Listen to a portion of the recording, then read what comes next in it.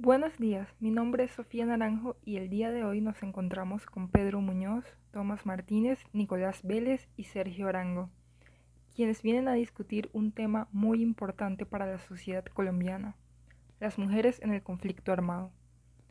Como bien sabemos, el conflicto armado de Colombia ha impactado de distintas maneras a la vida de las mujeres, principalmente aquellas que habitan en las zonas rurales y marginales del país. Esto, por supuesto, ha producido cambios en el rol social en sus vidas cotidianas.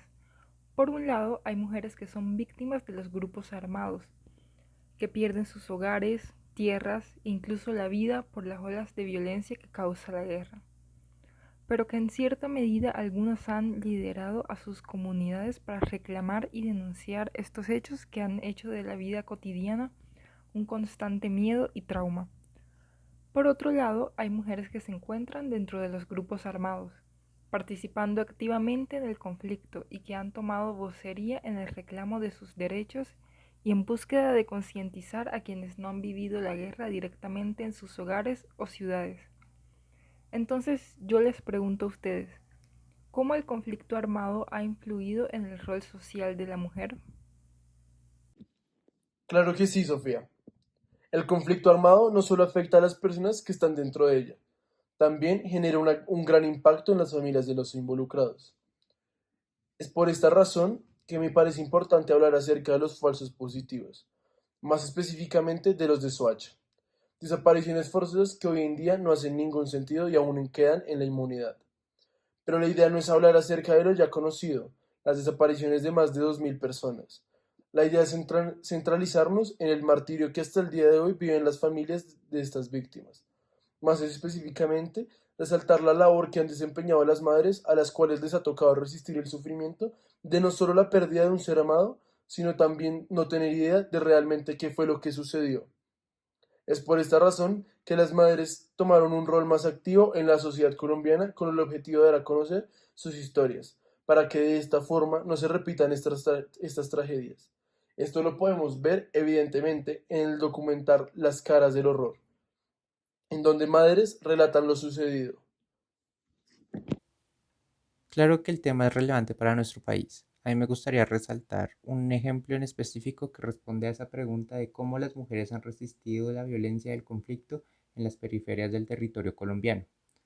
Un ejemplo son las mujeres alabadoras de Pogue, en el municipio de Bojayá, Chocó, un grupo de canto conformado en su mayoría por mujeres afrodescendientes, quienes mediante sus tradiciones elaboran canciones de verso corto que relatan los hechos violentos y les permite llevar el duelo de las pérdidas.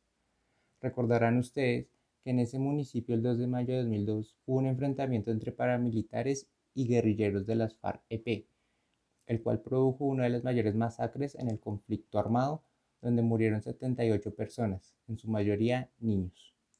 Según un artículo de 2017 denominado La política del canto y el poder de las salvadoras de Pogue, el canto que lideran estas mujeres tiene la capacidad de concientizar y movilizar a los pueblos afrodescendientes, quienes han tenido que padecer día a día las desgracias de un conflicto armado. En el mismo artículo se expresa que el canto provee la salud a estas comunidades, en la medida que permite enfrentar el trauma con redes de solidaridad colectiva. Así, el canto les permite poder político al ser manifestación propia de mujeres que han vivido directamente la guerra. Esto evidencia el papel importante que desempeñan este grupo de mujeres que con el canto forman un punto de encuentro de resistencia ante la violencia, en la que predomina el silencio y el miedo. Bueno, por mi parte, cuando con tu pregunta, Sofía, se me viene a la cabeza un texto que se llama Las mujeres en la guerra, de Patricia Lara. En este texto, ella recoge un testimonio de Margot León Gómez de Pizarro, quien fue la madre de Carlos Pizarro, Hernando Pizarro y Nina Pizarro, quienes son estos personajes muy renombrados en la historia de las guerrillas en Colombia. Se les conoció como líderes de las FARC, como fundadores del M-19 y por su participación en general en la política de izquierda. En este fragmento, donde Margot León Gómez de Pizarro cuenta su historia y cómo la vida le cambia debido a la situación política de sus hijos, quienes terminan presos en la picota, se logra ver el cambio de rol social en ella. Y es muy curioso ver cómo cuando sus hijos estudiaban en la Universidad Javeriana, el único rol político que jugaba era ir a cenas muy elegantes con altos funcionarios del gobierno. Pero cuando sus hijos empiezan a jugar a la guerra, como ella dice en el texto, su relación con la política y su papel social cambió por completo y se vuelve más activa en diferentes roles tanto sociales como familiares, debido a que sus responsabilidades y su protagonismo en lo que está sucediendo en Colombia incrementa. Siguiendo con lo que dice Nicolás y estando de acuerdo con lo que han dicho todos, yo creo que todos podemos estar de acuerdo que en contextos de violencia armada podemos evidenciar que las mujeres tienen una agencia importante en la configuración social de resistir los hechos violentos de la guerra, porque como todos han venido diciendo, podemos ver que el conflicto armado en Colombia ha tenido repercusiones en todo el país, ha afectado sin discriminación a muchas personas. No obstante, de acuerdo con las fuentes referenciadas, las mujeres colombianas han sufrido un impacto específico y a mayor escala de la que se conoce, pues como dice Patricia Lara, en las mujeres de la guerra, la misma fuente de la que hablaba Nicolás, las mujeres no están hechas para la guerra. Cuando se habla de guerra en Colombia, la mirada siempre se dirige inmediatamente hacia el género masculino. Muchas veces se piensa en el presidente del gobierno de la época, en los soldados hombres del Ejército Nacional, en los comandantes de los grupos insurgentes o en los niños hombres reclutados a la fuerza en el campo.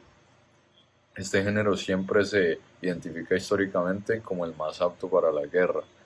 Pero cuando se mira la otra cara de la moneda y se empieza a reconocer a la mujer como un género que ha tenido un rol activo en esta historia del conflicto, empiezan a aparecer personajes como las viudas de los soldados, las madres cabeza de familia, quienes sufren incontables dificultades por las muertes de sus hijos a causa de la guerra, las mujeres que han participado en la guerra, que deciden dejar al lado de su familia y sus hijos, o las madres quienes aún buscan las verdades sobre los familiares que han sido falsos positivos. Cuando la mirada de la guerra se dirige hacia las mujeres, se evidencia la afectación directa o indirecta del conflicto de cualquier forma. Las mujeres siempre han estado presentes en esta historia de guerra y por ello han acogido un papel más activo en el que denunciar los impactos negativos que les ha dejado la militarización de la vida y reclaman por profundos cambios que logren una mejor vida en el país. La guerra ha cambiado la realidad de muchas mujeres en Colombia, obligándolas a ser incluso más fuertes que los hombres, cambiando sus hogares y respondiendo por sus familias. Aunque las mujeres no estén hechas para la guerra, supuestamente, se han visto obligadas a participar en ella.